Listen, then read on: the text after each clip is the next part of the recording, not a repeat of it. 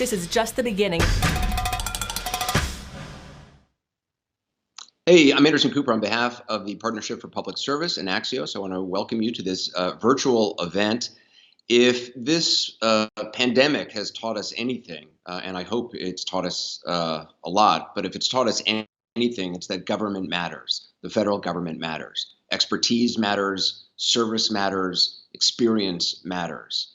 And the federal employees, the public servants that you are going to be meeting in the course of this virtual event show that very, very clearly. Their experience, their service, their sacrifices are extraordinary, and we want to honor them today. You're going to meet 27 outstanding public servants in the next few minutes. These are critical federal employees, and they don't get the kind of recognition, and all federal employees don't get the kind of recognition that they should, even in the best of times. We're talking about doctors and nurses and x-ray technicians and people work in labs at the Veterans Administration, scientists at the NIH and the CDC and the FDA, the Small Business Administration employees who right now are helping people try to get loans to save their businesses, to keep people employed. It's extraordinary what the 27 federal employees that we honor in this event have done, and so many others throughout the federal government. These are sort of the often called the Oscars of government service. The national awards are given by the nonpartisan nonprofit Partnership for Public Service. Technically, they're known as the Samuel J. Heyman Service to America medals.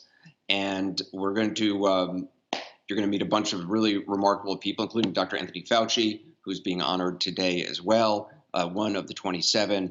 Before that, I want to bring in remarkable author Michael Lewis. I'm a huge fan of his work. He's written, obviously, Moneyball and Liar's Poker and The Big Short and The Fifth Risk and so many others. Michael Lewis, let's just start by talking about how you got involved in this and sort of because I know you've been involved in this this awards and this group for quite a while. What made you want to be a part of it? Well, in a roundabout way, this award ceremony, or the people who were honored at this award, led me to write a book, The Fifth Risk, about the federal government. I mean, I got interested in the government during the Obama-Trump transition, and kind of dug into that, and in the course of doing that, found myself like utterly moved by the characters, the civil servants I met. I mean, I felt after a couple of months of reporting, I felt I needed a civics lesson. I needed to know what these people were doing, because it was really clear that, one, what they were doing was very important. Two, they were doing it for a lot less money than they could have made it in the private sector, and they had this sense of mission about them. So I think underneath this award ceremony is just that. It's like the sense of mission. And the power of that feeling when you're doing something because you know it's important. Well, also doing something even though you know there are bureaucratic challenges, there are things that get in the way and things that may not move as quickly as they do in the private sector. And as you said, there's a lot more money in the private sector. No, it's horrible in a way. That this was the thing that was most disturbing to me when I was working on the book and getting to know the Sammys Awards people, is that they're working in an environment that is in some ways hostile to performance. That our society as a whole has not appreciated the federal government the way it really needs to be appreciated. It is not supported it. It has not tried to attract young people into it. It's not we have not given them the help they deserve. And sort of in spite of that, these incredible things were being done. And there were all these, in addition to some necessary obstacles, there were unnecessary obstacles. And so true, absolutely true. It's like you get extra credit for getting things done in the federal government. It's also, I mean, do you think this pandemic, whenever we start to see the other side of it, when we start to come out of it, whenever that may be, and whatever that may look like, do you think the perception of the federal government will change? Because I mean, I think more than ever, people are tuning in to hear from Dr. Fauci and to hear from Dr. Birx and to hear from people who have vast experience and vast knowledge and understanding not only of disease and viruses, but also how the federal government works and what is possible, what's not possible, what needs to get better. So in our lifetime, it's the first time we've faced a kind of existential threat, and it's the first time that people are paying attention in the way they're paying attention to what the government could have done and what it is doing. So much of what the government does, if you frame it as I did in the story I told about it, as a portfolio of risks that are being managed, most of the time, the vast majority of the time, you have no sense of what the government did because they prevented something. Here we have a case where the bad thing happened. And you can see a couple of things. You can see the performance of our government compared to foreign governments. You can also see like the effect of having a problem that is naturally centralized, that really should be managed from one spot, not being managed from one spot. And I think the knock-on effect of that is it opens even further a market that was already open some. And it's a market for people, for politicians, for leaders to come in and actively sell the government to the American people. I mean, I think that's what's missing. The government, it does a lot of things that are really impressive.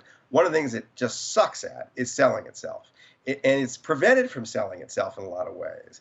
Now it doesn't really need to sell itself because everybody can see how important it is. I mean, it is a situation where everybody turns to government. And yet, as soon as those kind of situations subside, then it reverts back often to, critiquing government constantly, and which is understandable, and it's part of my job as well as as anybody's job. But sort of appreciating, on the one hand, the role the government actually plays in our lives. A lot of people sort of think that the arm of government doesn't really touch their lives and affect their lives and improve their lives, and yet it does in a myriad of ways that they may not even realize. It does in all kinds of ways. And in fact, often it's the very people who are the most dependent on the government who are least aware of what it's doing for them. But I think this is a peculiar situation. And it's a peculiar situation because this isn't going to last 2 weeks. We're going to be living with this for a long time, in one form or another, for maybe years. So I think the fact it's going to be with us for that long is going to change the environment in which this conversation happens. You don't see right now, it's been very interesting to me since from the beginning, you're not hearing a lot from libertarians. Where's the Heritage Foundation? They're all under a rock right now. Everybody's, big corporations asking for the government to save them.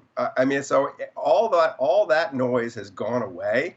And I think we're kind of creeping towards a place where you start asking, how do you make this? This is the one tool we had for fixing this problem. It is the one tool we have for addressing the problem. How do you make it better? We know it's when you're writing a book and you're reporting a story, the stuff you think about, like you plan ahead, you think, okay, well, maybe I can find this, maybe I can find this. I always find that in the field, once you actually start meeting the people involved, it's far more interesting and complex, and it's just a better story than anything you can possibly imagine it's going to be sitting in a newsroom or at home as you're planning something. I'm wondering, when you were doing the fifth risk and looking into the federal government and how it works, is that what you found? I mean, as you sort of started knocking on doors, you were clearly surprised, I guess, by what you found or some of the people you found? So the biggest surprise was that I could walk into the Department of Agriculture and feel like I'd stumbled into the best story in the world. That it became pretty clear. I had the problem I had in the beginning was where to go. I mean, the place is vast. There are 2 million people. There are all these different agencies. You really could go anywhere to ask the question, what's at stake if this enterprise is disabled in some way? And what I didn't appreciate going in, and so what was the biggest surprise, is it didn't matter where I went. There's not a place in the federal government where you couldn't drop me or some reporter and asking the question, what's at stake, and not come away with one, something really important that's at stake, and two, kind of amazing people who were working on it. Sometimes they were having their troubles, but yeah. I don't think you should sell yourself short. I don't think you can drop any, but I don't think I would do as well in the Department of Agriculture as you Well, do. Like, maybe you you have would have people are trouble knack in the for bar. finding remarkable You're a people. city boy. You're a city boy, but you'd have done just as well in the Department of Commerce, and and maybe better in the Department of Education. So, yeah. So that was the surprise. I mean, I'm telling you that the end of the book in the paperback, I just profiled one of the federal workers who had been furloughed as unnecessary during the government shutdown.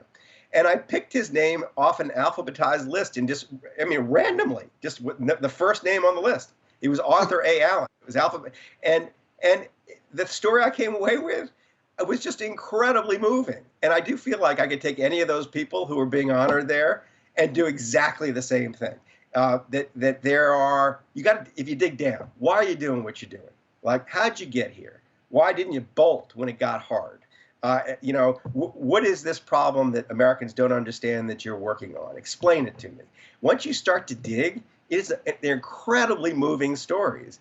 And in a sane world, the Sammys would be more attended than the Oscars. Those awards are they're for the degree of importance of the work of what those people are doing is off the charts. Yeah. I absolutely agree with you. Thank you so much. Appreciate it. Great to see you again, Mike Lewis. Yeah. Always. Right. I want to turn things over to Axios co-founder Mike Allen, who's standing by. Mike. Anderson, thank you for reminding us that government matters. And Michael Lewis, thank you for spotlighting those fellow Americans with a sense of mission. And thank both of you for supporting the Partnership for Public Service at a time that we're all looking for light. The Partnership for Public Service is so inspiring in the way that it develops, engages, and honors great public servants. Now here's a quick video that'll take us inside the partnership. The Partnership for Public Service is a nonpartisan, nonprofit organization dedicated to making our federal government work better. We are a unique asset. There are 150 million nonprofits doing all kinds of important work, from national security to the environment to poverty. And our focus is on helping the government be better at doing all of those things. Thank the Partnership for Public Service for that video. We can learn more at their website, ourpublicservice.org, or the Twitter handle is the letter R, our public service. The Service to America medal winners will be announced this fall. We're getting to meet some of the finalists, and one of them is Dr. Vikram Krishnasamy, who's with the CDC in Atlanta, working on the opioid problem, something that is getting less attention in America because of the COVID-19 pandemic, but something that is such a tragedy still in America's heartland. Vikram, thank you very much for joining us from Atlanta. Thank you. It's great to be here. So you've been working on the opioid problem. Tell us a little bit about how you got involved in that and what your specific role has been. Yeah, I started working on the opioid crisis about 2 years ago after completing the Epidemic Intelligence Service at CDC, which is a public health training program for physicians. So the opioid crisis is something that's been an epidemic for some time now. 2/3 of drug overdose deaths in this country are related or linked to opioids. And so it's really important that we continue to address this problem and all our drug overdoses. Some of my work in related to drug overdose and preventing drug overdose is specifically in terms of the connection between our law enforcement partners at the federal level, including DEA and the HHS Office of Inspector General, with our state public health partners. One of the challenges that we identified initially and pretty early was that there are providers who are prescribing opioids outside of what we would call normal practice standards. And when that happens, it's at risk and it can be deadly for patients. And so what we try to do is link our law enforcement agents with those state health department partners to be able to address that issue.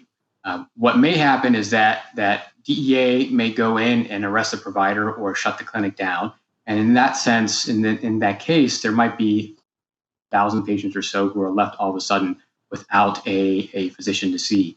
It's really important that the state health departments and behavioral health agencies are prepared to address that problem. And so we facilitated a connection between law enforcement and state public health partners to be able to assist in those kinds of situations.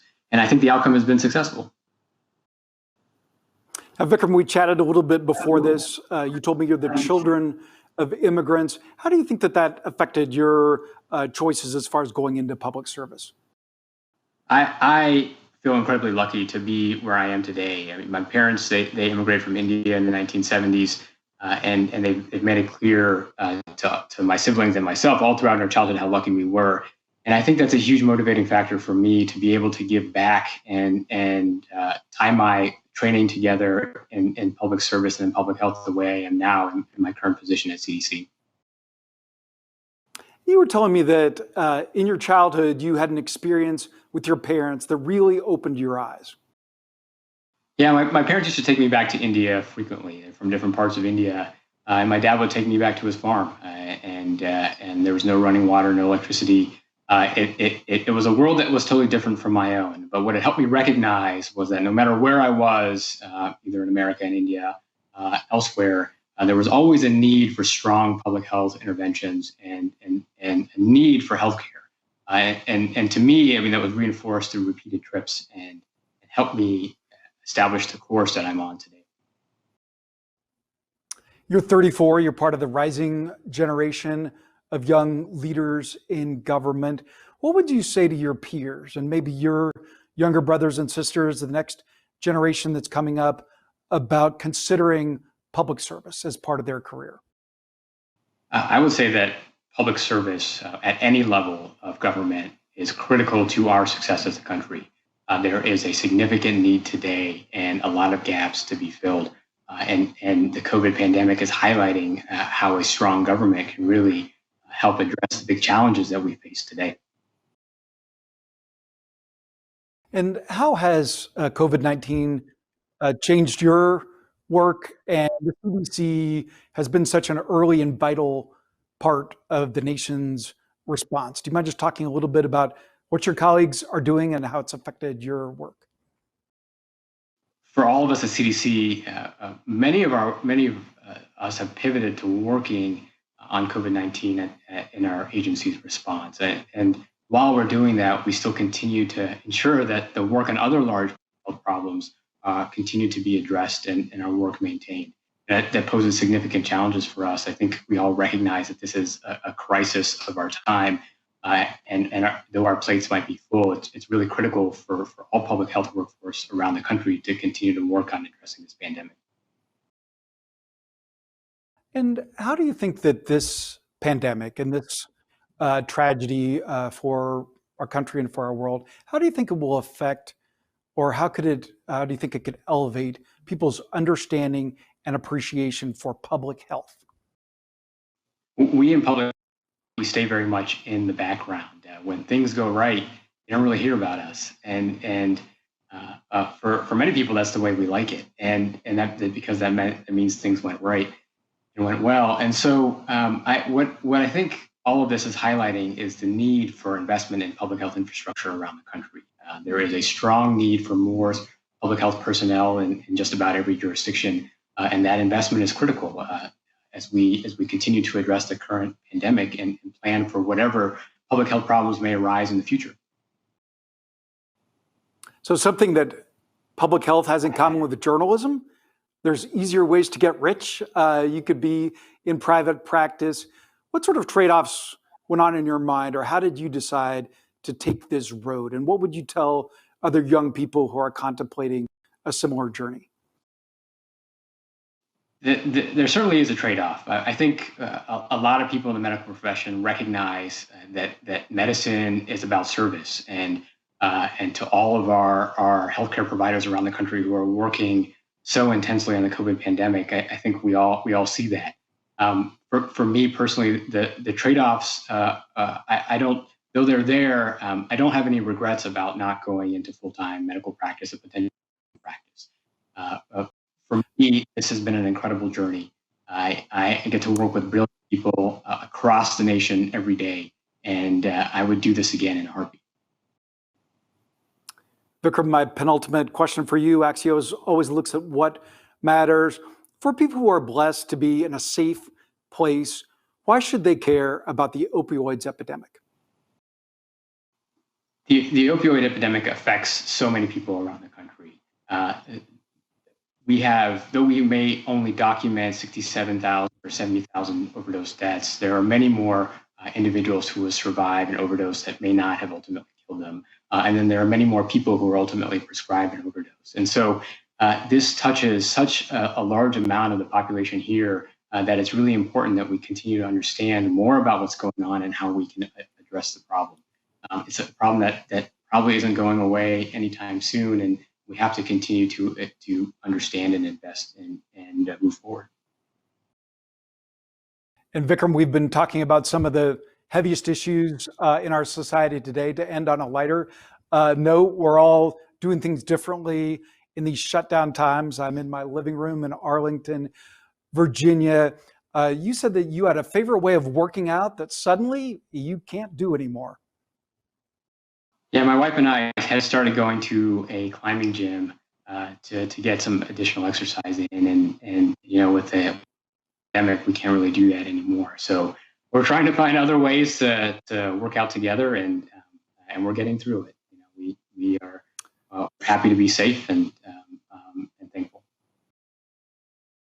Well, Vikram Krishnaswamy, thank you for this great conversation. Thank you for serving America, and congratulations on being a Sammy finalist. Thank you very much. And now we're going to learn a little bit more about the Service to America Medals program with this video from the Partnership for Public Service. The focus on what's wrong in government usually crowds out coverage of the many things that are working well. You can find problems in any sector, but no organization gets better if all you do is kick it. We must recognize the best in government and foster the talents of the people whose work helps us all if we want our government to succeed. Tonight's honorees work every day to make sure that our government serves the American people well. We get to spend this evening seeing what our government can achieve when it gets it right. And we get to celebrate the public servants who make these amazing things possible.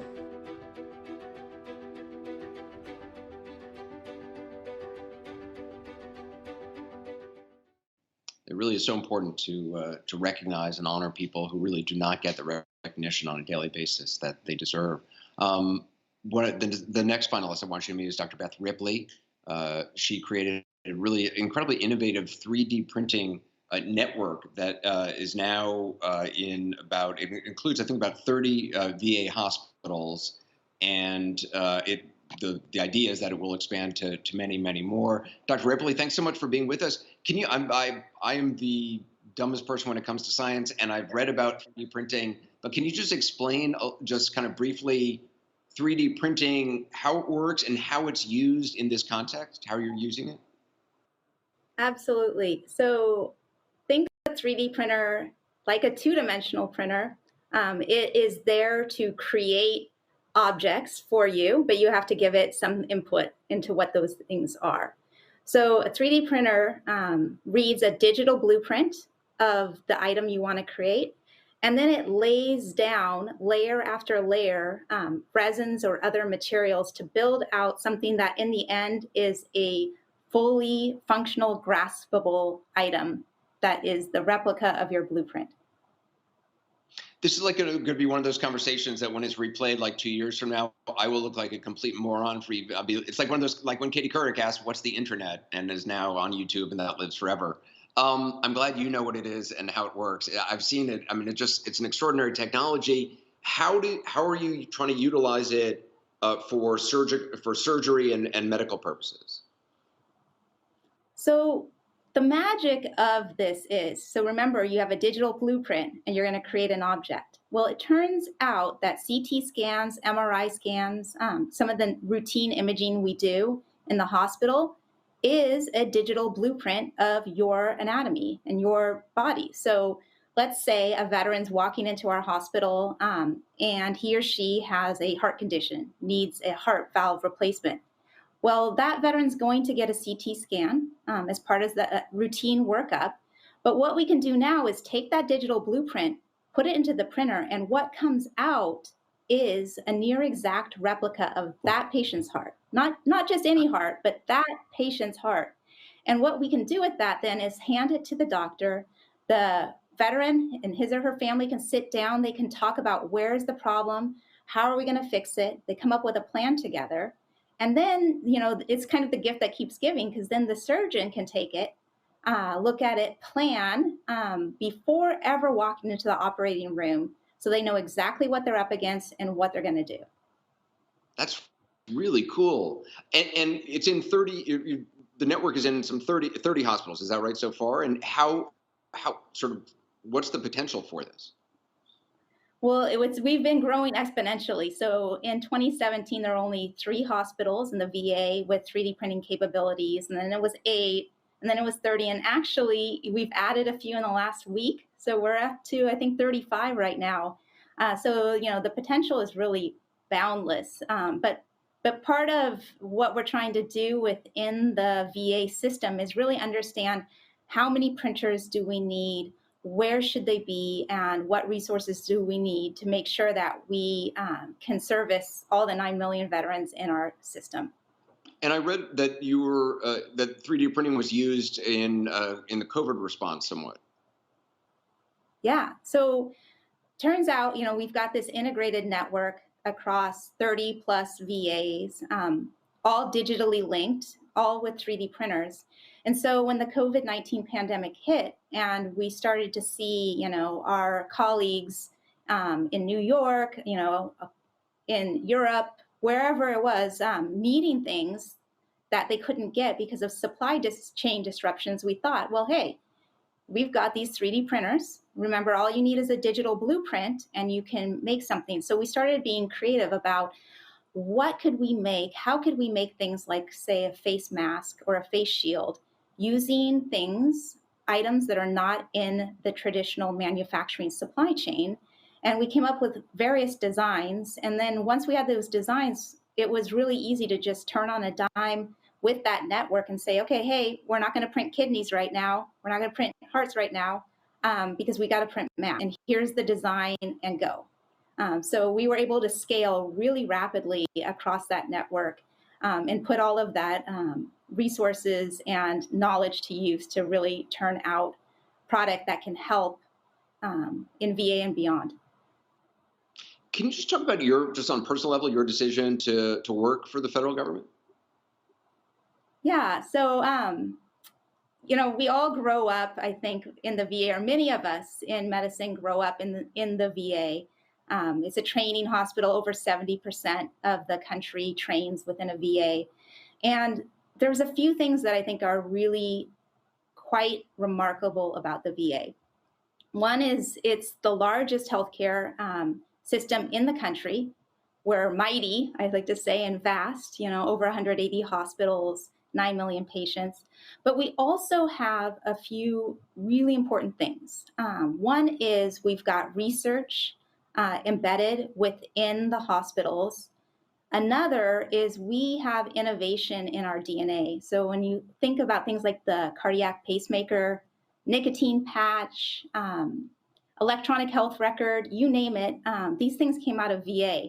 So I knew that I wanted to be able to innovate and make creative things and scale them up. And so VA and government was absolutely the place to be. It's kind of cool because innovation and federal government are not sort of, usually things that are thought of in the same sentence. And yet, I mean, the 3D printing and your decision to get involved with the federal government was because of the innovations you had already seen there. Well, I think, with innovation comes risk. And things like 3D printing 5 years ago was really fringe. There were only a few hospitals. There's no reimbursement for it. You've got to pay, some significant money and investment into it. And a lot of private hospitals aren't in a position to take that kind of risk. But again, in government, we're big and we're meant to be thinking forward and planning and investing for the future. So it was a much easier sell to say, hey, let's try this. It is risky. It may or may not work, but the payoff could be great. And so I'm happy that and proud that the VA invested in this years ago and built this infrastructure, which now we're figuring out can do things like help with COVID and beyond. Mm. Do you ever think about working in the private sector, or do you ever, have any regrets? Ah, man, I don't think I could ever go back. um, it's too much fun, I think, to have this family. And as was alluded to earlier, a mission is a huge piece of this, right? And in VA, we have a mission to serve veterans, and that's a clear mission. We don't have to worry about, reimbursement. I don't have to worry about, how is the hospital making money, et cetera. All I have to worry about is how do I take care of patients. And there's other benefits as well. I mean, within this COVID-19 pandemic, we partnered VA, NIH, and FDA together, and now we have this kind of interagency powerhouse working together, and I really enjoy that. Learning from and interacting with colleagues across government, all again with a larger mission at this point, which is, the health care of not only the veterans, but the country. Yeah. Well, Dr. Ripley, I'm so thankful that you made the choices that you did and that you're doing the work you're doing. Thank you so much. Thank you. Thanks for having me. And congratulations on this award, on the recognition. I want to thank all of you for joining us on behalf of Axios and the Partnership for Public Service. It's something that, frankly, this kind of thing should happen every day, because there's so many federal employees who are working incredibly hard and not all too often don't get the recognition they deserve. So in addition to the 27 outstanding public servants who we are honoring today, there's so many thousands more of you out there. And I hope you know how grateful I am, and so many Americans are for your service and your sacrifices, particularly at this extraordinarily difficult time in our country. Were it not for you, so many people would not be able to shelter in place and be at home and take the precautions that they're able to take. It's because of federal workers, critical employees, people who are out there on the front lines. And I want to thank you very much. That's it for this virtual event from Axios and the Partnership for Public Service. I want to introduce you to the 27 outstanding public servants being honored.